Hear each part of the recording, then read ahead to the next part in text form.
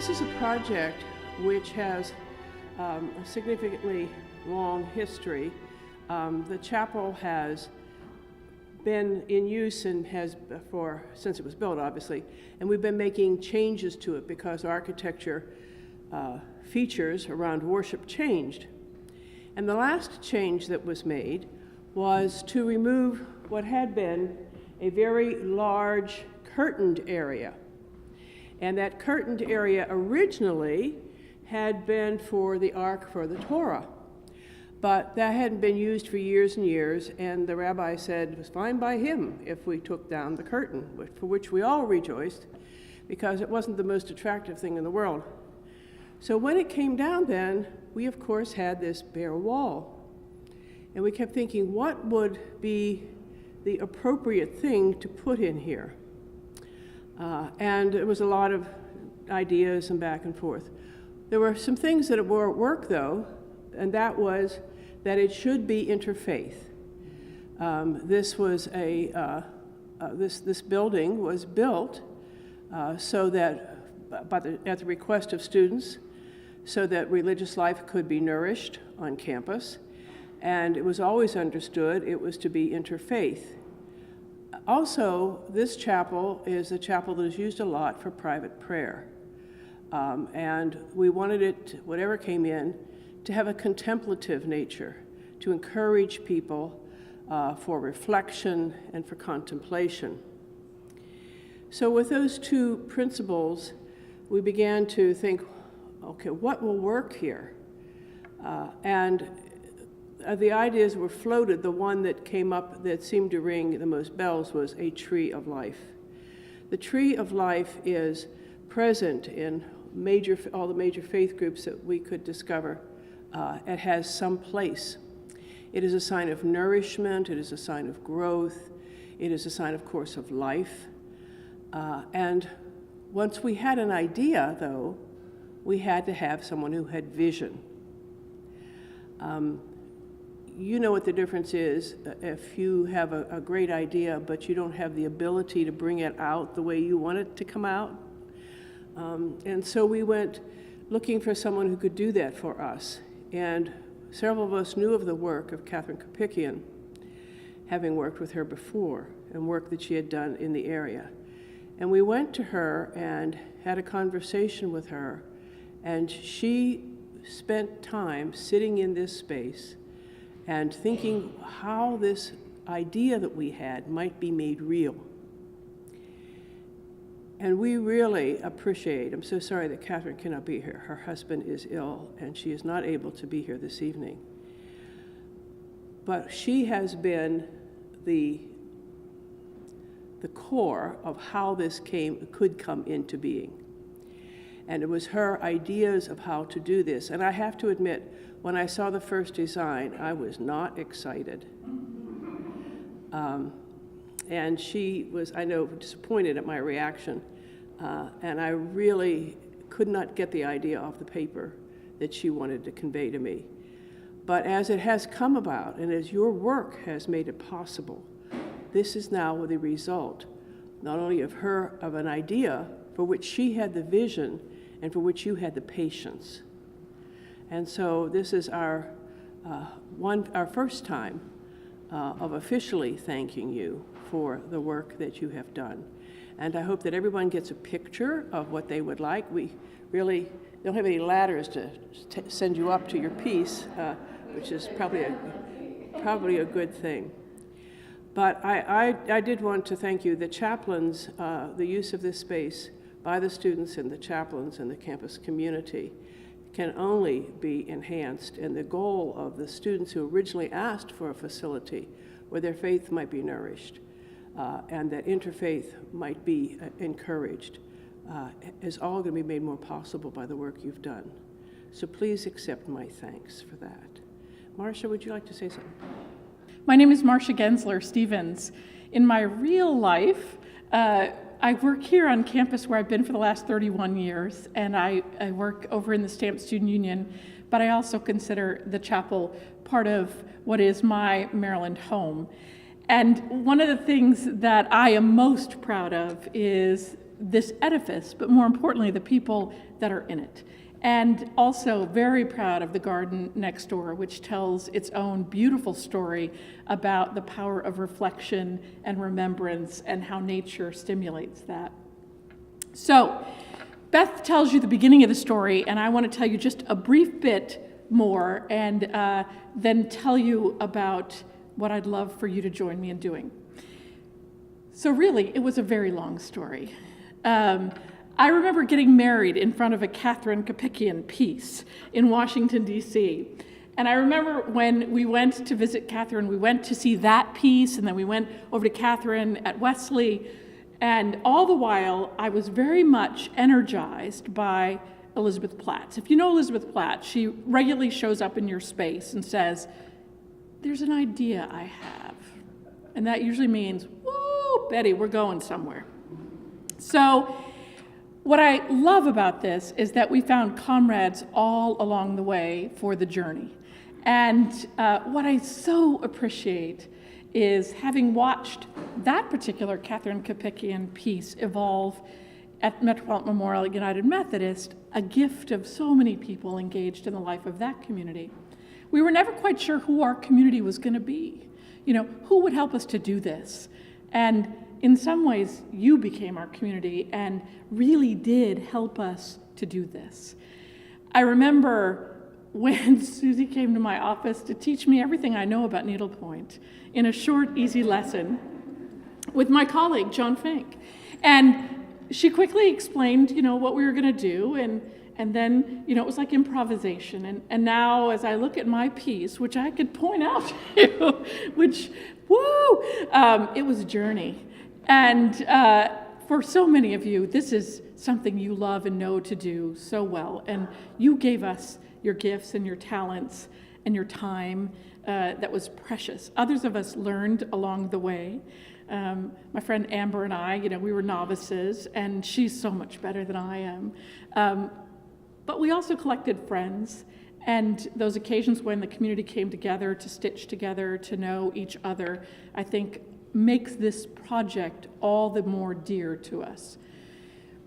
I'll tell you one story, and then I want to model what I'd love for you to do if you are so moved. So, no project ever is without cost. Real cost, physical cost, spiritual cost. We hired an artist to help us dream. Then we collaborated with a bunch of people who we will never be able to repay.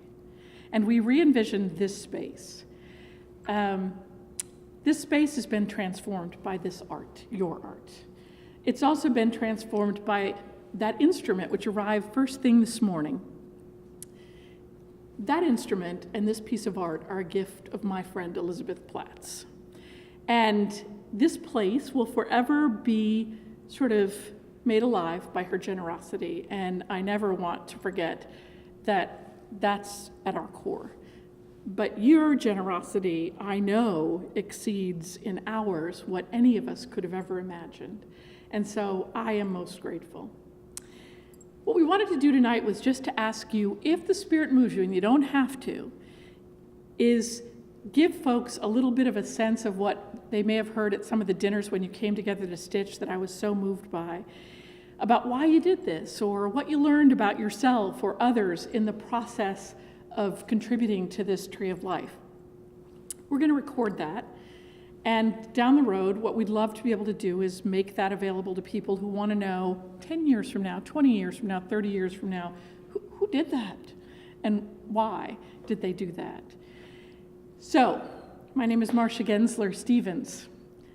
I was a novice needlepointer.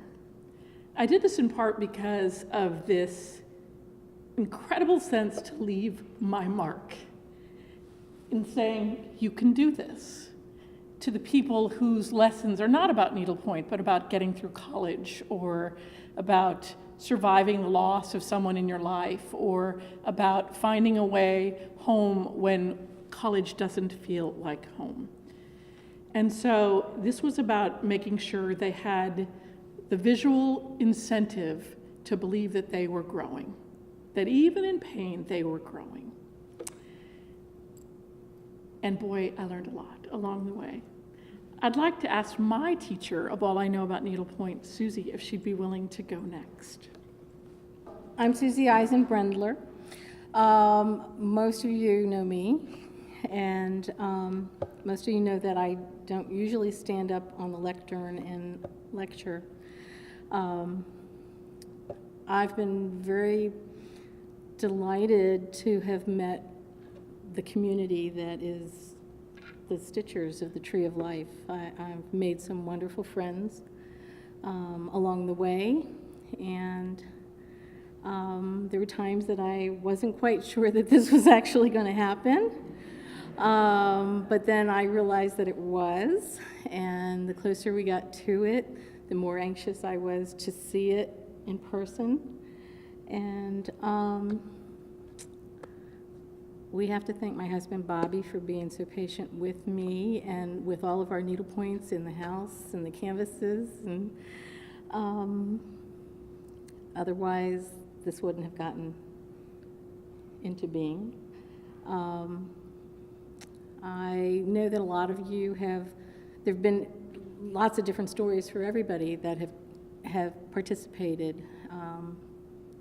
Starting off with a broken shoulder, there was a broken foot, and there's some broken hands, and there was some loss, and there was a storm last summer that a lot of us had a loss for, and one of my friends called me and said, "Susie, I'm so glad I have this piece of needlepoint to work on, because I don't know what else I would do since I don't have any electricity and I can't see, and this has given me something to keep my patience and sanity," to paraphrase. And there's been a lot of growth. We've had, I'm just so pleased with the spirit of the community who came in. We had one of our students who finished a piece, and she has been just a delight. Amber, you've been wonderful. She's been so enthusiastic and encouraging and willing the whole way through. I'm sorry we didn't have more students in the participation of this, but we had people from many different departments. We had administrators and facilities maintenance, and I forget all the different departments that people were in from, but we had also the College Park, what do you call yourselves? The College Park Needle Art Society, and I was able to bring in a bunch of people from the guild that I belong to, the Potomac Fiber Arts Guild. We had people that were not connected with the university at all. We had people that, one person was married here, another person, her brother was married here. Some people had stories and could relate to them, and maybe you will. And then we had others, truly, that were not connected at all, but happened to see a notice and want to participate. We had mothers and daughters, Marcia and your mom. My mom participated. She did a piece, and I did. We had, I'm not sure how many, if there was others. I'm kind of blank right there. I'm not exactly sure what more you wanted me to say, but that's pretty much what I've come away with. I'm thrilled to see this without the scaffolding in front of it, because all we were doing was looking at the scaffolding last week and climbing up and down it, and it's beautiful. And I thank you all for participating. So, thank you. My name is Carol Cornelsa, and I read about the Tree of Life in the Diamondback, which is the daily student newspaper. And I am also a stitcher and a crafter, and my son sang with the Maryland Boy Choir for 5 years, and they often performed in the chapel. And like Marcia, I liked the idea of leaving my mark somewhere. You know, I did my PhD here, so I spent many years on this campus. And I also liked the whole idea of women's domestic art becoming public art. I liked the idea of a community generating a piece of art that this doesn't normally happen. You know, I mean, Diego Rivera, he painted those murals by himself. And so those things really appealed to me. And then I learned how to do needlepoint properly through Susie, who very patiently taught me the basket weave stitch. And I learned a lot about needlepoint but people, and I've made some new friends, and that community aspect of it, I really, it just was very much what I got out of the process. I had a loss earlier this year, and I also was grateful that I had this piece of needlework that I was working on, that in these beautiful colors, and that, you know, when I posted pictures on my Facebook page, everybody would ooh and ah, and you know, I keep saying to people, it's not that difficult, you just have to know how to count. So, you know, I want to thank Marcia and Beth and Susie and all the other new friends that I've made for offering me a place of solace in that tapestry, and just reaching out and making connections and expanding the tree of life, expanding its branches for more people to be sheltered by it. So thanks very much. I'm Karen Rowe, and I discovered that needlepointing was not for me. I've done counted cross stitch, but the colors, they blend so well with the brickwork, and it's like a feast for the eye and a bath for the eye. And I mean, the intensity of the colors, they speak to me. And the painter got all of the, you know, whoever painted this, he got all of the colors in the brickwork right. Well, I think it's a very fulfilling work. Thank you. Hello, my name is Amber. I am the student that worked on this piece. I was given my piece to me from my boss last summer, and it was actually really, really fun. It was funny, I would tell people, yeah, I'm going to my Stitchers Club meeting tonight, and everyone's like, what's that? You know, because at a young age, these are skills we don't normally have. So as I worked on it in the office and out of office, and if it had a piece of paper to tell you everywhere it traveled, you'd be amazed. Back and forth throughout the states, it would go with me to get it done in the deadline. But it was amazing to be able to work on this piece and to learn a skill that I hopefully can continue to use somehow. I've been talking with Miss Susie because I think I want to start crocheting or stitching next. So hopefully that will be something that could also continue. I think it was great to come and meet people outside of the university and get attached to the community and a more solid foundation in the community. Thank you. My name is Janet Zabriskie Sandberg. I am a Maryland native. I attended the University of Maryland, class of 1969, and I was very pleased to have the opportunity to participate in this project. I like fiber work, and if you look up there, I have challenged you to find the smallest piece on the entire tree. But I was still working at the time, and that was my intent, to participate. I thoroughly enjoyed our get-togethers. I appreciated the opportunity to get to know other people and to learn how to do this correctly, and for Susie's help. And if in some way being part of this project that's literally larger than myself brings people peace and comfort in this place, I will feel that joy as well. Thank you. Hi, I'm Janet Ishimoto. I'm the other Janet from Silver Spring. I had no connection with the university other than a real peripheral one. I'm in a chorus called Cantate Chamber Singers, and we performed with the Maryland Boy Choir in the big chapel. But I got an email forwarded to me by a friend who is a member of the Potomac Fiber Arts Guild, and I was just finishing up my second kneeler for St. Columba's, and so I was kind of looking for something else to do.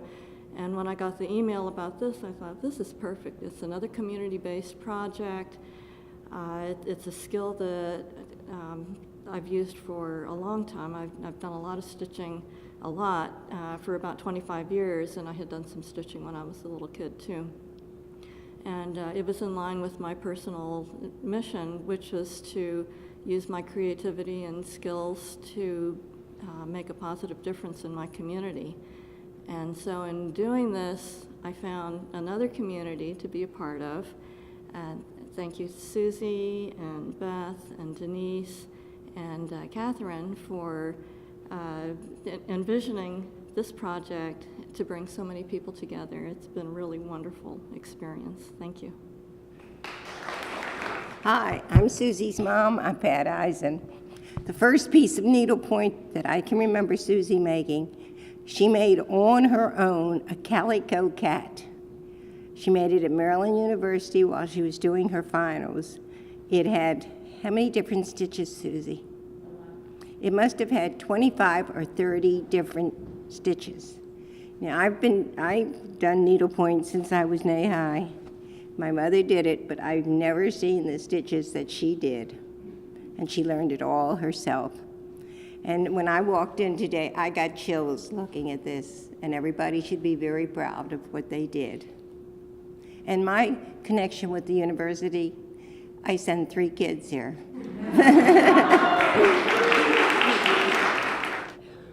My name's Pam Lloyd, and my connection with the university is I work on campus for the last 6 years, and I had 2 daughters go through. So we are a Terp family, but when I first got the emails about this, it was like everyone, you're just drawn to this beautiful project, and something that would be in this particular space was just awesome to hear. Unfortunately, I couldn't coax both my daughters to take their own piece, but I did get them to at least stitch on some of mine, so I said it has to be something that all 3 of us would have a hand in.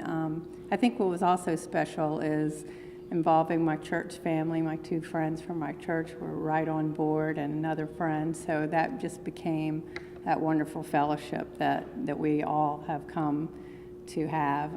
I have to admit, I think Susie will remember this, when I first came with my church friends, I was thinking I would just help out. Maybe I would cut yarn or, just help. I was very intimidated. I'm a novice stitcher, and I was basically told, you're not leaving this room by my friend without one. So I'm very grateful for that, because it really, I